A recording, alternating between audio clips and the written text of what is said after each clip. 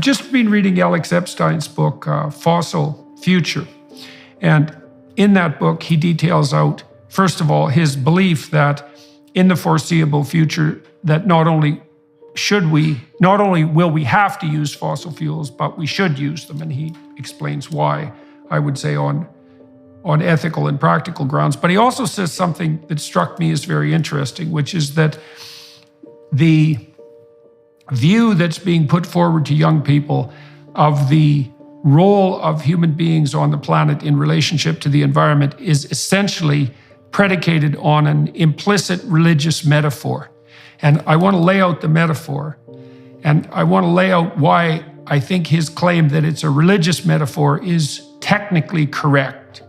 So the story is something like this. The planet is fragile and virginal and continually pillaged. The pillaging forces are the patriarchy, essentially, the social structure. It's a masculine metaphor. The social structure is viewed as a force that's nothing but devouring and negative. And so you have nature, you have culture. Nature's all positive, culture's all negative. Then you have the individual, also part of the story. And the individual is basically characterized as some combination of predator and parasite. And so the reason that's a religious story, as far as I can tell, is this is complicated, but I'd like to be able to lay it out. When I wrote my book in 1999 called Maps of Meaning, it struck me that the basic cognitive and perceptual categories were something like chaos, order, and the process that mediates between them. I looked at a lot of mythological work, a lot of religious writing across multiple cultures, and tried to look at the correspondence between that and certain neuropsychological models that were being built, including models of hemispheric processing. So our hemispheres are set up in some real sense so that the right hemisphere processes novelty and chaos and possibility, and the left hemisphere imposes order. And the fact that the hemispheres have this structure indicates, because they're adapted to the natural world, let's say, indicates that the most fundamental way of perceiving the world is something like a place of possibility and chaos and potential on the one hand, and a place of habitable order and culture and predictability on the other. So you have those two domains, and then consciousness looks like it's the process that mediates between the two. And Epstein, now I learned in 1999 that these domains, chaos, order, and the process, were always represented metaphorically or symbolically. It's like an a priori axiom of cognitive function and perception itself. The chaotic domain, potential and so forth, tends to be represented with female symbols, feminine symbols, and the orderly domain tends to be represented with masculine symbols. And so you can see how this plays out in the modern world, because you have Mother Nature, who's virginal and fragile, being raped by the catastrophic patriarchy. And you can see those metaphors lurking underneath, right? There's the positive female, the negative male on the cultural front, and then you have to lay the individual on top of that. And the individual in that story, positive feminine, negative masculine, is also represented negatively. Now, that's a very compelling story because it does cover all the domains of existence.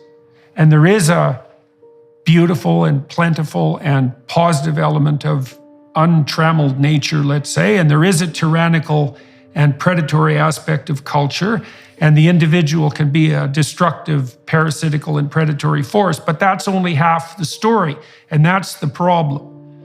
And so the point I'm trying to make is that we can't structure our perceptions without using something like an a priori category system. And the a priori category system, whatever your a priori category system is, your religion. It functions in exactly the same way. And we have a religion now that's focused on nature worship, the derogation of culture, and the damnation of the individual. And that's the story that's being told to young people, right? The planet's fragile, culture is nothing but a destroying force, and individual effort is to be construed as predatory, say in the patriarchal sense, and parasitic in relationship to the natural world. We have a lot of knowledge about the world, and the reality is that much of this is built on stories and metaphors and things that we've heard, and it's probably not very conducive to understanding what the world is actually like. And I totally agree with you that everybody, not really just young people, but especially perhaps young people, are told this is the end of times. This idea of, should you really have children? Should you really put them into this world, this terrible world? The world is going to end in, whatever the number is right now, but 8 years or 12 years or whatever. The feeling is that this is sort of end of times. And that's very much, as you point out, a sense of, we have this beautiful world that we somehow, this natural world that we've somehow despoiled and made terrible in so many different ways. And I would argue that certainly if you look back in time, this very clearly is a very modern way of thinking about the world. 200-300 years ago, we were terrified of nature because we really worried about the wolves out there. We were terrified about nature in the sense that it would kill us in all kinds of ways. Just think about one of the things I'll talk about a little later, smallpox. A disease that we've eradicated in 1978. But even in the 20th century, it killed about 300 million people. So, it killed a couple of, somewhere up to 5 million people every year. This is a terrible disease, and it was not the only disease that you were struck with. This killed royalty and everybody else. Nature used to be terrible.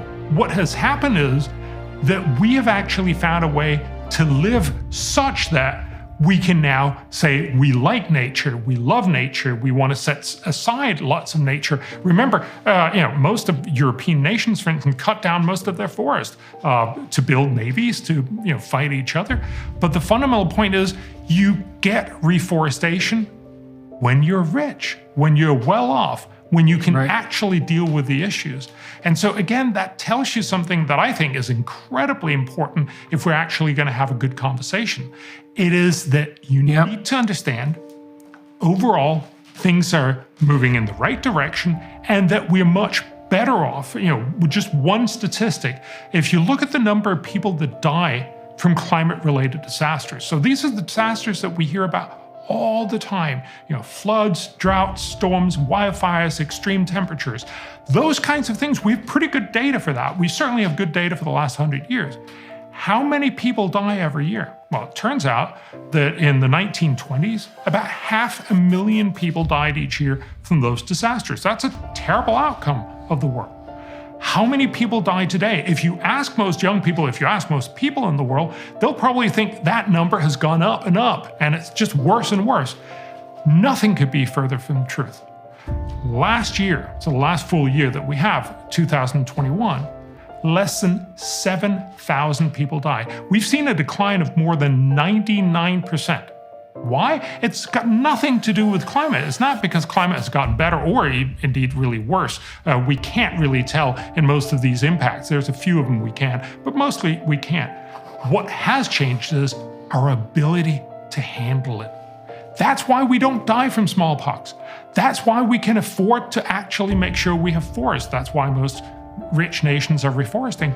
And that's why fewer and fewer people are dying from these disasters. So I think we need to tell that alternative story, if you will, that yes, you hear all these terrible things, and it doesn't mean that there are no problems. There's still lots of people that are, terribly troubled from floods. There's still lots of people that are terribly troubled by droughts and all these other things. There's still a lot of infectious disease from both tuberculosis and malaria. The world is not fine, but the world is much better. And that's important because that put us in a very different frame of mind. It means we are not, looking at the world being despoiled, and hence we need to make some sacrificial offerings to please this deity that we're worried about.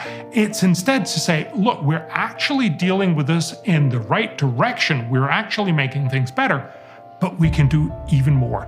That's a very different message, and of course, one that's much more optimistic. And I would